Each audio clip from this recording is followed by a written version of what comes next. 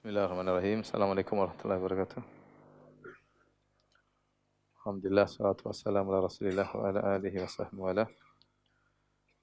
Kita lanjutkan pembahasan kita sekarang pada surat Al-Buruj. Al-Buruj artinya gugusan bintang. Surat ini adalah surat Makkiyah. Allah Subhanahu wa taala berfirman, "Was-sama'i dzatil buruj." Demi langit yang memiliki gugusan bintang. Al-Buruj dalam bahasa Arab bermakna zuhur. Zuhur itu sesuatu yang nampak. Makanya benteng disebut buruj, ya. Karena benteng itu nampak dari jauh. Istana juga disebut dengan buruj, ya. Walau kuntum fi burujim musyayyadah, aina matakunu yudrikumul maut. Dimanapun kau berada akan didatangi oleh kematian meskipun kau berada di benteng yang kokoh, buruj. Ya, jadi maknanya zuhur, perempuan yang bertabarruj itu perempuan yang keluar menampakkan apa? Dirinya, menampakkan perhiasannya. Oleh karenanya, al-buruj di sini ada beberapa pendapat. Was-sama'i dzatil buruj, demi langit yang memiliki al-buruj. Al-buruj ada yang mengatakan dzatil qusur, demi langit yang memiliki istana-istana, maksudnya surga berada di langit, dan di langit banyak apa? Istana, di surga banyak istana-istana. Ada yang mengatakan al-buruj maksudnya manazil qamar, tempat lokasi-lokasi qamar, rembulan lewat. Ada yang mengatakan al-buruj artinya an-nujum, bintang-bintang, dan ini yang dipilih oleh Al-Hafidz Ibnu Katsir rahimahullahu taala. As-sama dzatil buruj, yaitu langit yang memiliki gugusan-gugusan bintang. Berdasarkan firman Allah Subhanahu wa taala dalam surat Al-Furqan 61, Tabarakalladzi ja'ala fis sama'i burujan wa ja'ala fiha sirajan wa qamaran munira. Ya, Maha suci Allah yang menjadikan di langit ada buruj, ada gugusan-gugusan bintang. Allah bersumpah dengan langit yang memiliki gugusan-gugusan bintang yang menunjukkan luasnya langit tersebut karena betapa banyak gugusan bintang yang bertebaran di langit. Allah bersumpah lagi, wal yaumil mau'ud, demi hari yang dijanjikan. Para ulama sepakat bahwasanya hari yang dijanjikan adalah hari kiamat, ya. Al-yaumul mau'ud adalah hari kiamat yang dijanjikan akan datang.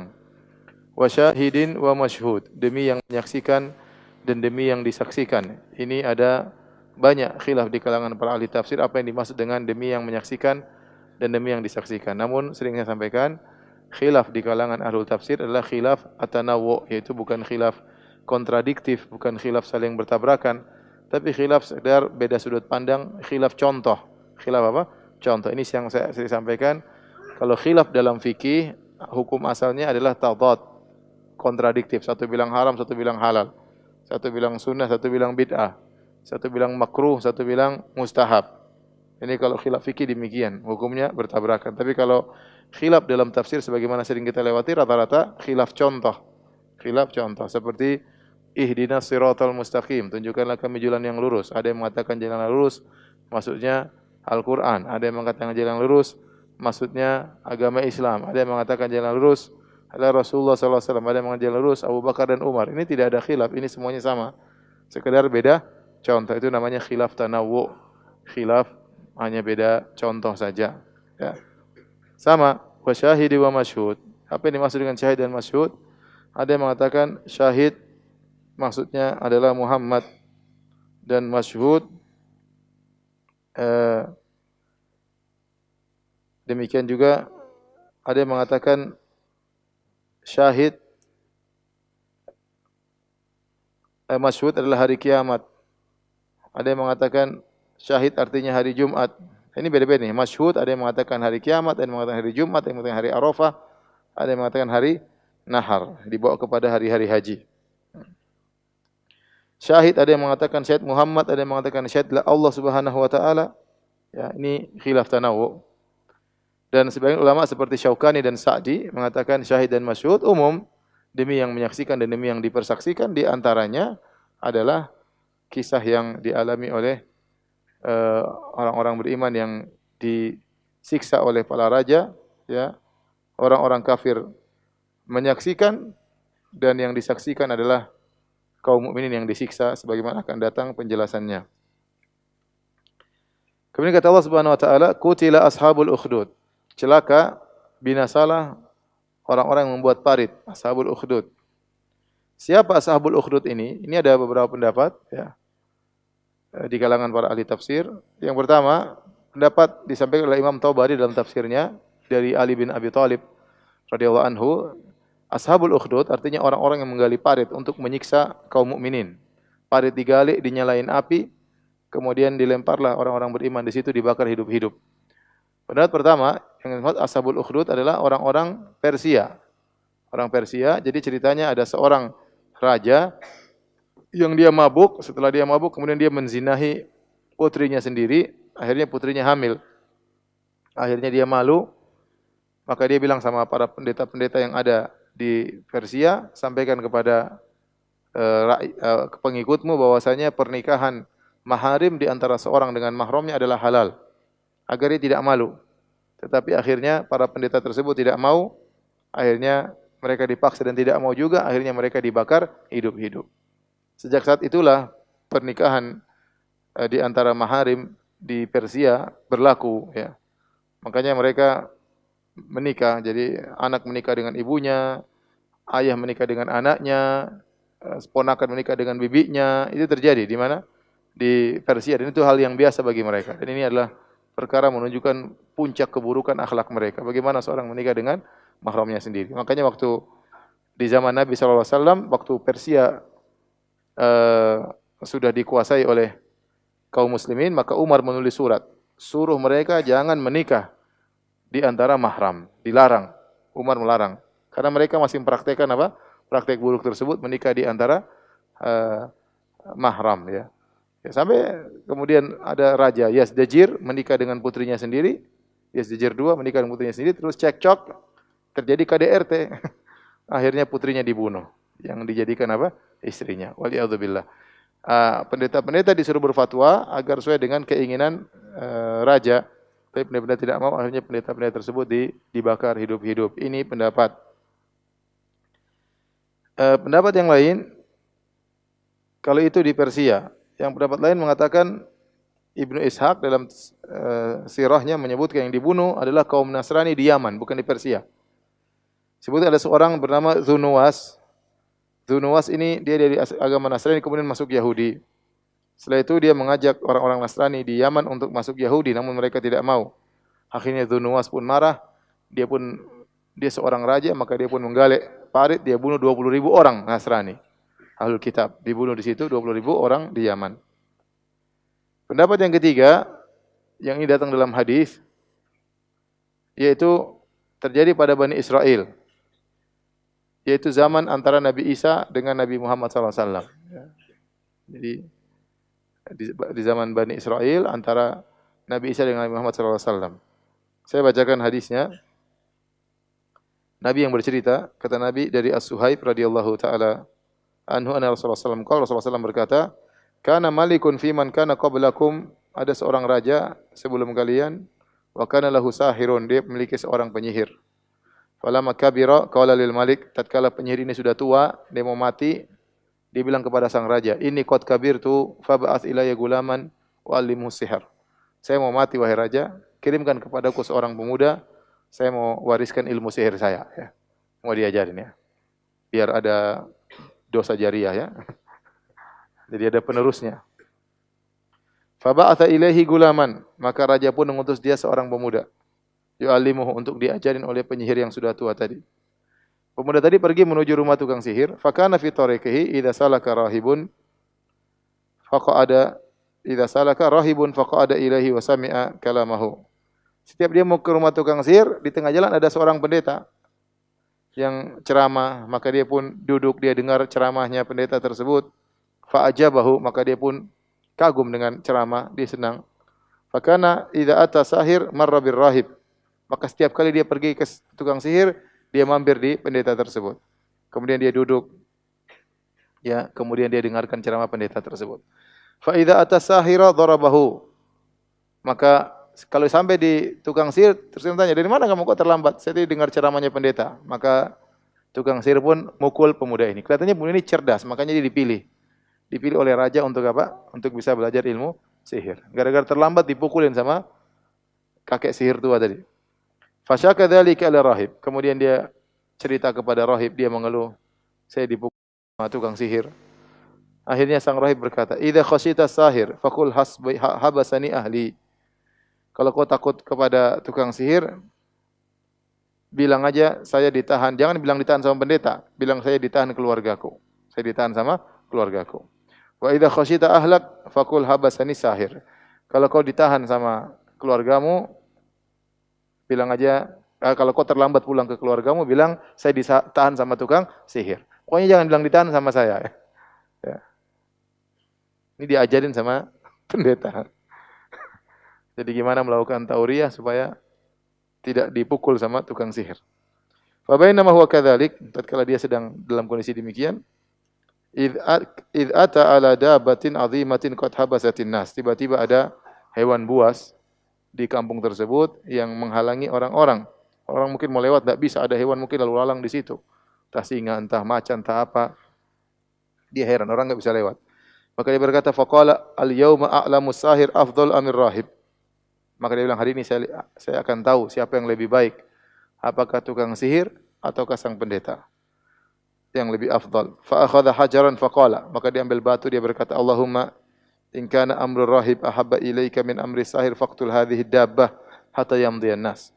Ya Allah, kalau memang urusan apakah yang diajarkan pendeta lebih baik daripada yang diajarkan penyihir, ya Allah, maka bunuhlah hewan ini biar orang-orang bisa lewat. Faromaha, maka dia pun lempar batu tersebut. Faqatalaha, akhirnya matilah hewan buas tadi. Wa madhan nas, kemudian orang-orang pun lewat. Fa'atar rahiba fa akhbarahu faqala lahu rahib, maka dia pun ketemu pendeta, dia cerita. Maka pendeta mengatakan, ya bunayya antal yaum afdalu minni. Wahai anak muda, wahai putraku, sehari ini kau lebih baik daripada saya. Karena dia doanya langsung dikabulkan. Langsung lempar pakai batu, binatang tadi bisa apa? Mati. Mana bisa macan dilempar batu langsung mati. Ya. Maka pendeta mengatakan, kau lebih afdal daripada aku sejak hari ini. Qad balagha min amrika ma ara. Engkau telah sampai pada kondisi yang hebat yang aku lihat. Wa innaka satubtala, dan kau akan diuji. Fa in ibtulita fala tadulla alayya. Kalau kau sedang diuji, disiksa, jangan sebut aku. Jangan sebut aku. Kanal gulamu yubriul akmaha wal abras. Gulam tadi tahu-tahu dapat karomah. Dia bisa menyembuhkan orang buta, dia bisa menyembuhkan orang terkena penyakit baras, perasu putih di badannya. Wa yudawin nas, kemudian dia menyembuhkan banyak orang. Min sairil adwa, berbagai macam penyakit. Fasami ajalisun lil malik, qad ami, maka ada seorang teman ngobrolnya raja, dia buta. Maka dia pun datang kepada pemuda ini, ingin minta disembuhkan, maka dia bawa bihadaya katsira, dia bawa banyak sekali hadiah. Kemudian dia mengatakan kepada anak muda tadi, ma huna laka ajma'u in anta syafaitani. Ini semua hadiah yang banyak saya berikan kepada engkau kalau kau bisa sembuhkan aku. Kata pemuda tadi, inilah asfi ahadan. Aku tidak bisa menyembuhkan seorang pun.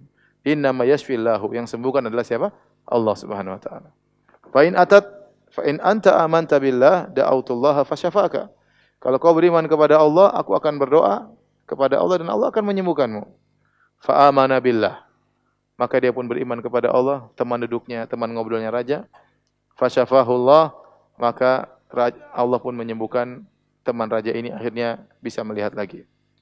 Kemudian teman raja ini datang menemui raja, maka dia pun ngobrol sama sang raja. Raja heran, ini orang sudah bisa lihat lagi. Man radda alaika basarak. Siapa yang mengembalikan penglihatanmu, wahai kawanku? Kata kawan raja ini, Rabbi, Robku, Tuhanku. Qala walaka rabbun ghairi? Apakah kau punya Tuhan yang lain selain aku? Kata temannya, Rabbi wa rabbukallah. Tuhanku dan Tuhanmu yaitu Allah Subhanahu wa taala. Itulah Tuhanku. Fa akhadahu falam yazal yu'adzibuhu. Maka raja pun marah. Raja pun ambil kawannya tersebut, diadab, disiksa oleh sang raja. Akhirnya sang raja nyiksa ini orang, akhirnya orang tersebut ngaku. Dia pun menunjukkan saja kepada anak muda tadi. Faji abil gulam. Siapa yang bikin kamu sembuh? Akhirnya anak muda. Kata raja, datangkan anak muda tadi. Anak muda pun datang. Faqalahul malik, maka raja berkata, wahai putraku, qad balagha min sihri kama tubri'ul akma. Kau sudah jago sihir sekarang. Kau bisa menyembuhkan orang buta, bisa menyembuhkan orang baros, dan kau bisa begini, bisa begini. Ya. Kau sudah jago sihir sekarang. Faqala inni la asfi ahadan inma yashfillah. Anak muda tadi komentar, ya raja, saya bukan penyihir. Dan saya tidak bisa menyembuhkan siapapun. Yang menyembuhkan hanyalah Allah. Maka anak muda tadi disiksa, mungkin dipukul, diapain, sampai dalla ala rahib, sampai akhirnya dia tunjukkan yang ngajar saya adalah pendeta. Padahal pendeta udah bilang, jangan bilang kalau tapi mungkin sudah terlalu sakit. Akhirnya tunjukkan pendeta. Faji abir rahib, kata raja, datangkan pendeta itu ke sini. Pendeta pun didatangkan. Kemudian dikatakan kepada sang pendeta, irji andinik, keluarlah dari agamamu. Fa'aba, dia tidak mau. Fada abil minsyar, kata raja, datangkan gergaji. Fadhu al minsyar fi mafriqi ra'sihi, fasyaku hatta waqa shiqahu. Kemudian dia belah dari atas sampai bawah. Pendeta tadi. Subhanallah. Thumma ja'a bi jalisil malik. Kemudian kawannya dipanggil. Sini kau. Ini pendeta sudah saya belah dua. Ya. Tinggalkanlah agamamu. Saya enggak mau. Kemudian digergaji lagi. Subhanallah. Sampai terbelah dua. Siksaan kayak apa digergaji? Terus sampai kebelah dua. Kemudian datangkan anak muda itu datangkan. Irji andinik, tinggalkan agamamu. Kata anak muda, enggak. Saya enggak mau. Akhirnya dia panggil sebagai anak buahnya, bawa pergi anak muda ini. Pergi ke gunung sana. Sampai di gunung, kalau kalian sudah sampai di atas gunung, lempar anak ini biar dia mati dari gunung ya. Sampai dulu puncak gunung. Ya. Sebelum kamu lempar, tanya dulu mau murtad atau tidak. Kalau mau murtad, tidak jadi dilempar. Kalau dia tidak mau murtad, masih tetap berada di agamanya, fatrahuhu, lemparkan dia dari puncak gunung. Akhirnya, fadhahabu bihi. Akhirnya dibawalah dia, mungkin diborgol, dibawa oleh kawan-kawannya, kawan-kawan raja, anak buah raja. Kemudian mereka pun naik di gunung, sampai di puncak gunung. Anak muda ini berdoa, Allahumma kfinihim bima syi'ta. Allahumma kfinihim bima syi'ta. Artinya, ya Allah, jagalah aku dari mereka dengan caramu, terserah. Ya. Allahumma kfinihim, artinya ya Allah, jagalah aku dari mereka dengan cara yang kau kehendaki. Tatkala mereka sampai di puncak gunung, tiba-tiba Allah menggoyangkan gunung. Mereka semua jatuh. Mereka yang jatuh kecuali pemuda. Pemuda dia tidak jatuh. Fasaqatu, akhirnya mereka semua jatuh tewas. Wa jaa yamshi ilal malik. Anak muda tadi jalan menuju raja. Raja heran. Ada apa dengan kawan-kawanmu? Kata sang pemuda, kafanihimullah. Allah telah menjagaku dari mereka. Mereka semua sudah tewas. Jatuh dari gunung. Raja panggil lagi anak buahnya yang lain. Ya. Kata raja, idhabu bihi fahmiluhu fi kurkurin fatawassatu fil bahr fa in raja andini wa illa faqdhifuhu. Bawa ini anak muda ke tengah lautan dengan perahu, dengan kapal. Kalau dia ternyata sadar meninggalkan agamanya, maka jangan lempar dia. Tapi kalau dia tidak sadar, tenggelamkan dia. Akhirnya mereka pun bawa anak muda ini ke tengah lautan. Anak ini berdoa lagi. Anak muda ini, Allahumma kfinihim bima syi'ta. Ya Allah, tolonglah aku dari mereka dengan caramu yang kau kehendaki. Nanti sudah hafal doa ini belum? Allahumma kfinihim bima syi'ta. Saya waktu di Saudi, saya naik mobil sama kawan saya. Kawan saya pas naik mobil, tahu-tahu mau pemeriksaan SIM. Dia enggak punya SIM. Dia berdoa, Allahumma kfinihim bima syi'ta. Kok doanya begitu sih? Dan lewat. Teman saya ini polisi, tapi dia bukan polisi lalu lintas. Dia polisi intel. Tetap aja kalau ketua Polantas, tetap aja dikena apa? Kena tilang.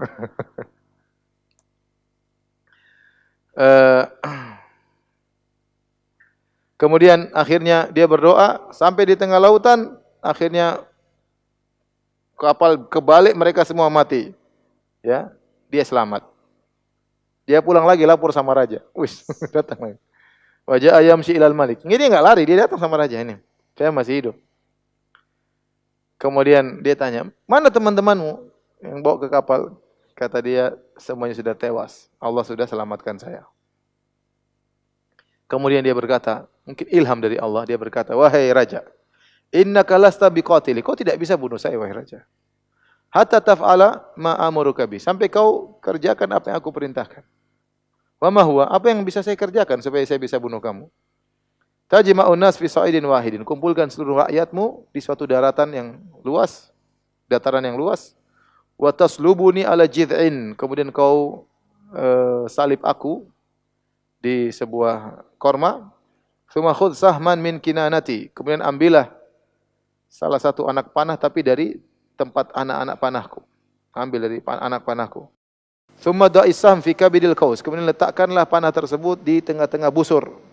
Tsumma qala bismillahirabbil gulam, kemudian kau berkata, demi Allah Tuhannya anak muda ini. Tsumma rmini, kemudian lepaskan anak panah tersebut, fa innaka idza fa'alta dzalika qataltani, kalau kau melakukan itu saya pasti mati.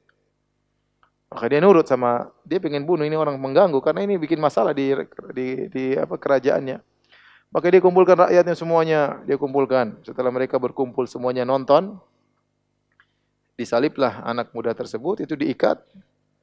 Kemudian raja ingin bunuh dia, raja pun datang, ngambil anak panah dari tempat anak panahnya pemuda tadi. Kemudian dia letakkan di tengah busur, kemudian dia berkata, bismillahirabbil gulam. Suara didengar sama orang-orang. Demi Allah Tuhannya sang pemuda. Kemudian lepas. Dilepas. Kemudian fawaqa samu fi sudghihi, masuklah di sini. Anak panah tersebut, ya. Kemudian anak sang pemuda tadi fawadha yadu fi sudghi fi mawdhi'is sam, kemudian letakkan tangannya di tempat yang kena panah tadi, kemudian dia pun meninggal. Orang-orang tatkala melihat anak muda tersebut dibunuh gara-gara sang raja mengatakan demi Allah Tuhannya sang pemuda, kata mereka amanna bi rabbil gulam, kami beriman dengan Tuhannya anak muda ini. Amanna bi rabbil gulam, kami beriman dengan Tuhannya anak muda ini. Amanna bi rabbil gulam. Akhirnya orang-orang anak buahnya raja datang kepada raja. Ara'aita ma kunta tahdharu, bukankah ini yang kau takutkan orang-orang beriman kepada Tuhannya anak muda? Sekarang malah terjadi. Maka dia pun jengkel, fa'amara bil ukhdud, maka dia pun suruh balik parit. Ya, saya waktu ini juga ada kisah saya sama kawan saya, dia punya anak berumur sebulan. Orang Arab itu umur sebulan, umur seminggu mereka sunat anak mereka baru lahir. Ya, kita tunggu SMP bro. Kalau mereka masih 7 hari, 3 hari mereka sunat ya. Ada kawan saya sudah sebulan baru disunat. Saya ngantar dia, kita pergi ke rumah sakit. Yang sunat mantri ya. Kemudian waktu dia mau sunat, dia pakai, saya lupa pakai apa? Gunting kalau nggak salah. Dia bilang bismillahirabbil gulam. Emang alot nggak bisa. Ya bismillah aja tapi apa dokternya bercanda. Dia bilang apa? Bismillahirabbil gulam. Kalau bismillahirabbil gulam itu kan kisah ini, kisah apa? Enggak mati-mati, alot makanya bismillahirabbil gulam. Ini mau sunat aja bilang bismillahirabbil gulam. Candaannya orang Arab. Tapi candanya pakai hadis ya. Kemudian dia jengkel, maka dia menyuruh untuk menggali parit. Digalilah parit ya, kemudian fakhuddat wa adraman niran, kemudian dinyalakan api yang besar. Kemudian dia kumpulkan rakyatnya semua. Siapa yang tidak murtad, tidak keluar dari agamanya, mati di sini. Silakan masuk ke sini. Semua akhirnya mereka tidak mau kafir, mereka akhirnya memilih untuk melemparkan diri mereka dalam lautan api tersebut. Satu mati, ribuan mati, banyak. Ada yang mengatakan puluhan ribu, mati semua. Hatta fafa'alu hatta ja'at imra'atun wa ma'aha sabiyun. Tiba-tiba ada seorang ibu membawa anaknya. Fataqa'asat, ibu-ibu ini kayaknya ragu, mungkin dia kasihan sama anaknya, gimana membakar, enggak tega. Kemudian ya dia takut anaknya jatuh di situ. Kemudian tiba-tiba sang anak berkata, "Ya ummi isbiri." Wahai ibuku, bersabarlah. Fa innaki 'alal haqqi. Sungguhnya engkau berada di atas kebenaran. Ini masih kecil tapi bisa ngomong ya. akhirnya mati semuanya.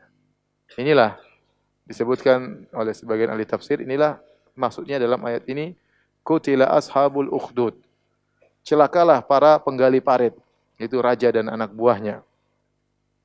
Kata Allah, jadi ada 3 pendapat, ya, ada yang mengatakan di Persia, ada yang mengatakan di Yaman, ada yang mengatakan di salah satu daerah di Bani Israel zaman antara Nabi Isa dengan Nabi Muhammad SAW. Intinya ada orang-orang dibakar di parit gara-gara mereka beriman kepada Allah Subhanahu Wa Taala. Kata Allah, qutila ashabul ukhdud. Binasalah orang-orang yang menggali parit. Apa sifat parit tersebut? An-nari dzatil waqud. Yang di parit tersebut isinya api, ya, dinyalakan dengan kayu bakar. Dinyalakan dengan kayu bakar. Idhum 'alaiha qu'ud. Kemudian mereka pun duduk di atas parit-parit tersebut. Ini ada 2 pendapat. Ada yang mengatakan mereka diikat, jadi waktu mau dibakar, diikat dulu, diikat semua, disuruh duduk, baru kemudian dilemparkan api untuk dibakar, sehingga mereka tidak bisa kabur. Idhum 'alaiha qu'ud, artinya orang-orang beriman diikat duduk, dibakar sambil duduk, sehingga tidak bisa kabur. Pendapat yang lain mengatakan idhum 'alaiha qu'ud, artinya ashabul ukhdud, yaitu para raja dan anak buahnya, duduk nonton orang-orang yang disiksa. Dia jadi nikmati. Mati, lempar lagi, mati lagi. Jadi nikmati siksaan tersebut. Orang seperti itu kejam, ya. Dia merasa bahagia dengan melihat orang lain apa? Tersiksa. Sudah hilang nuraninya, sudah mati, ya, hatinya, sehingga dia merasa bahagia dengan melihat orang-orang apa? Disiksa. Ini dosa-dosa mereka luar biasa. Mereka kafir kepada Allah, mereka musuh wali-wali Allah, mereka membunuh dan bakar wali-wali Allah, dan mereka menikmati penyiksaan tersebut.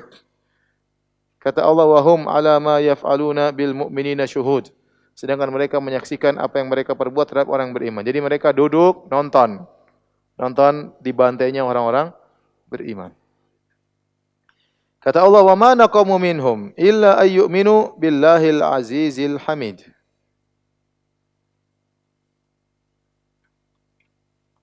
Dan tidaklah mereka menyiksa orang beriman kecuali karena orang-orang beriman itu beriman kepada Allah yang Maha Perkasa lagi Maha Terpuji.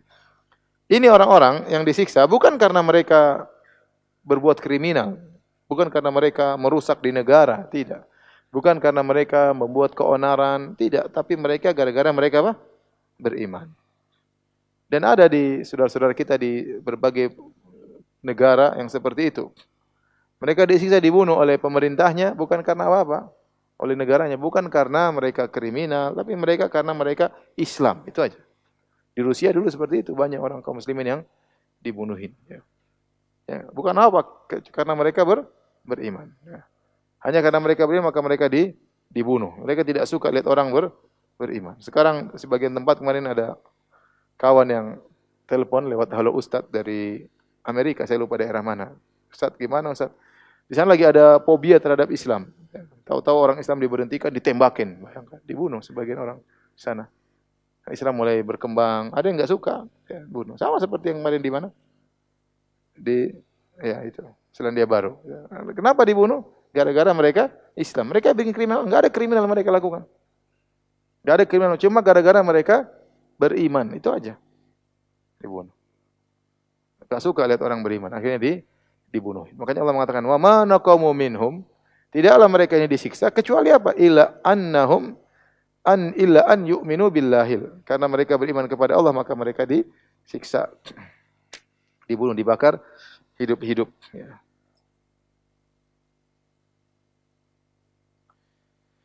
Demikian juga yang terjadi pada ini sunnatullah, ya, sunnatullah, ya.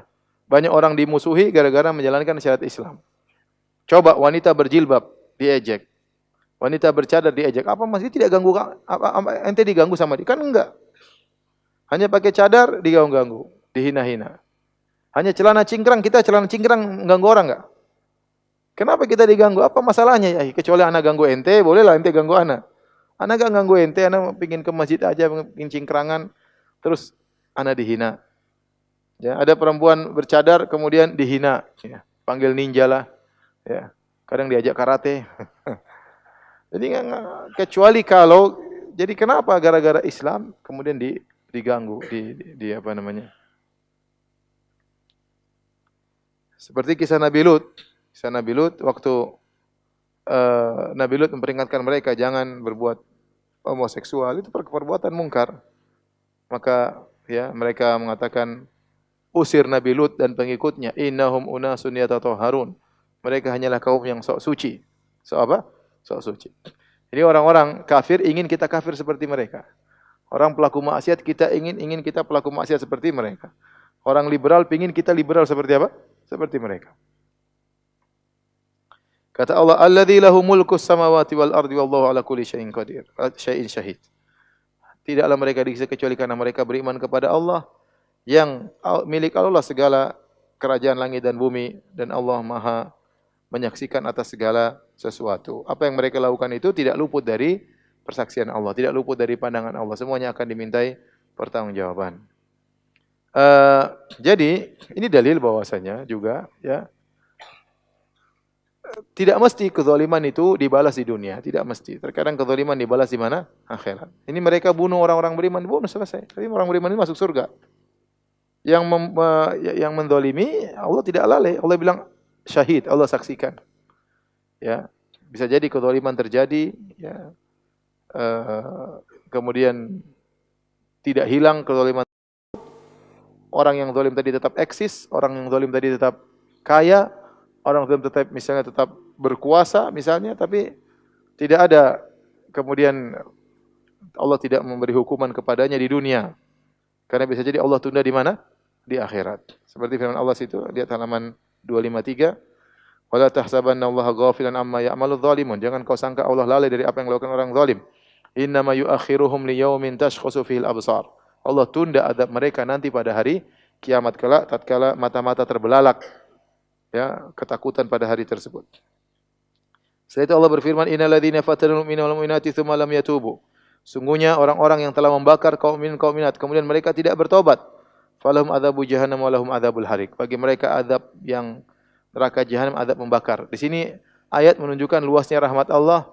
Ini para raja yang zalim yang telah membakar ribuan kaum mukminin masih diberi kesempatan untuk bertobat. Kata Allah, sungguhnya orang-orang yang membakar kaum mukminin kemudian tidak bertobat, bagi mereka azab neraka jahanam. Artinya apa? Kalau mereka bertobat enggak diazab.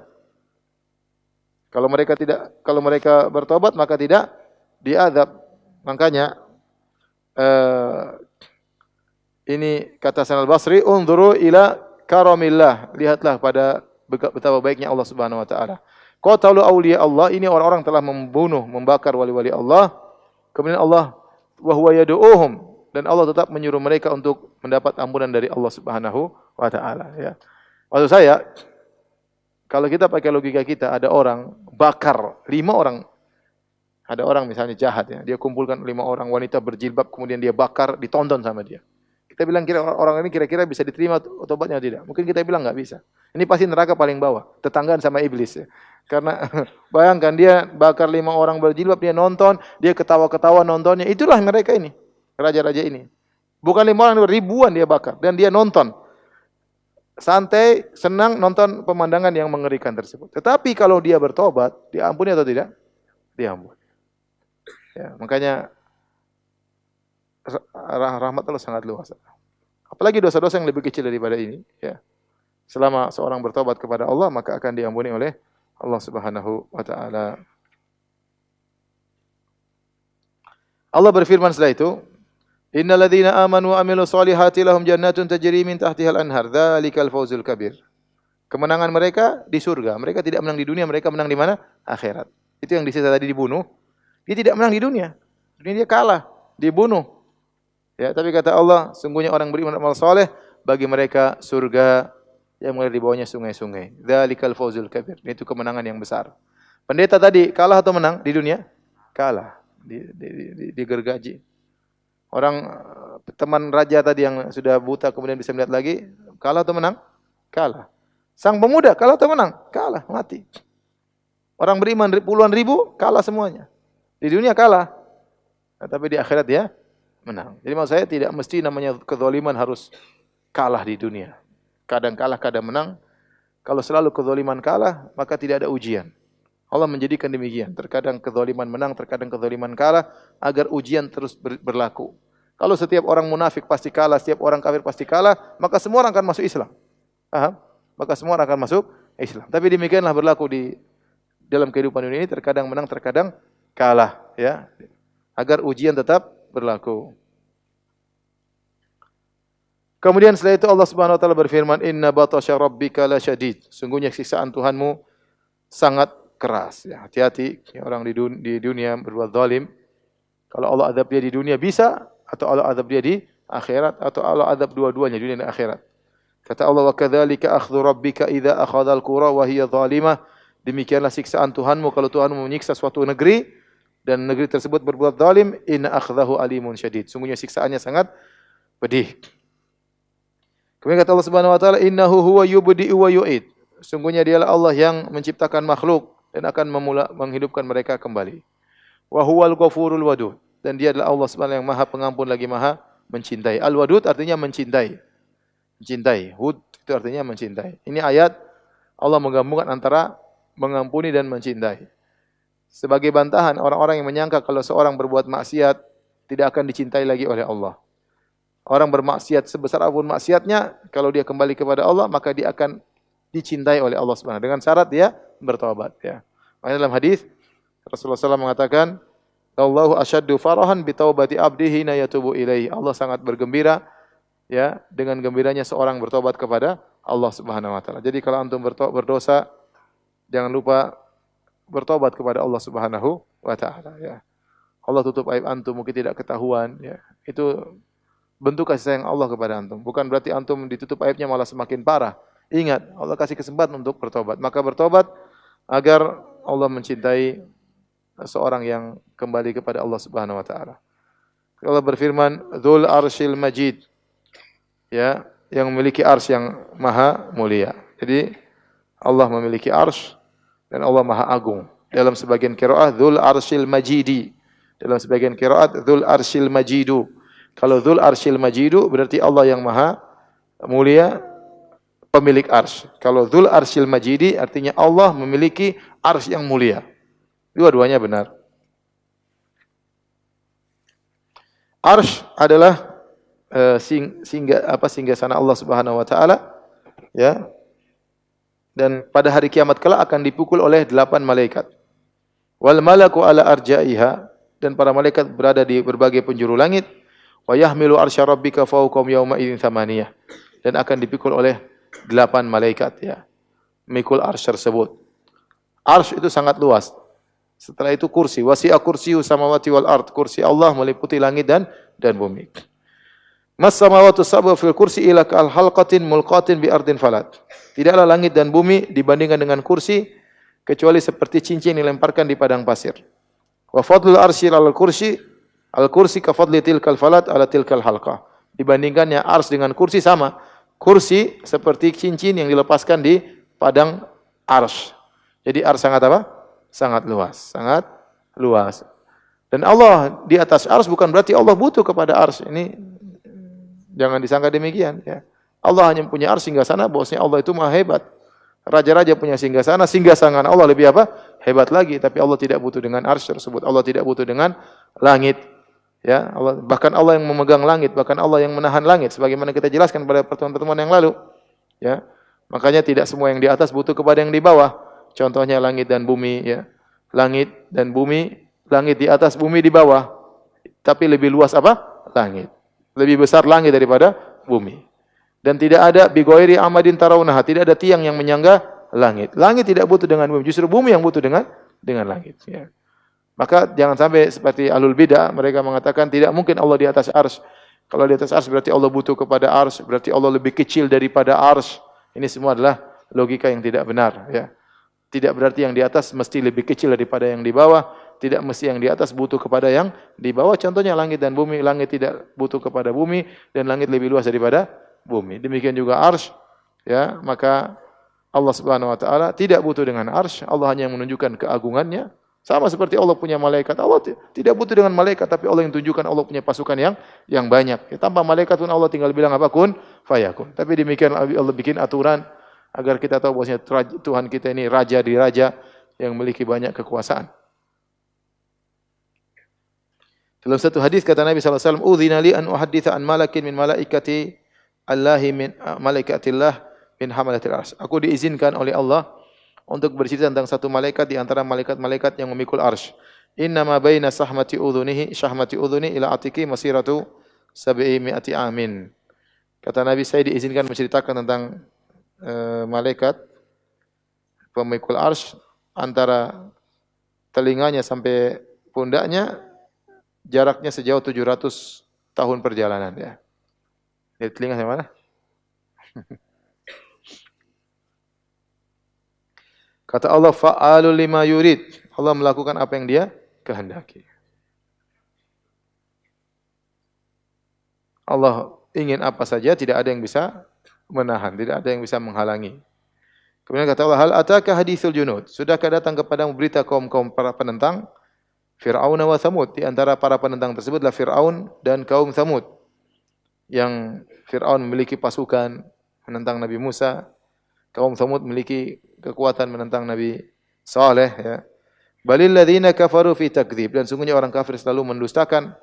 Wallahu mi waraihim muhit. Padahal Allah mengepung mereka dari belakang mereka. Ya. Mereka mendustakan Allah terus, tapi suatu saat Allah akan menyiksa mereka. Bal huwa Qur'anum majid. Bahkan yang dustakan mereka itulah Al-Quran yang mulia. Yang mereka dustakan apa? Al-Quran. Yang majid, yaitu mulia dan memiliki kandungan yang sangat luas. Kata Allah, fi lauhim mahfuz. Yang Al-Quran tersebut tersimpan di lauh mahfuz. Tapi demikian saja kajian kita. Subhanakallah bihamdik. Asyhadu an la ilaha illa anta astaghfiruka wa atubu ilaik. Assalamualaikum warahmatullahi wabarakatuh.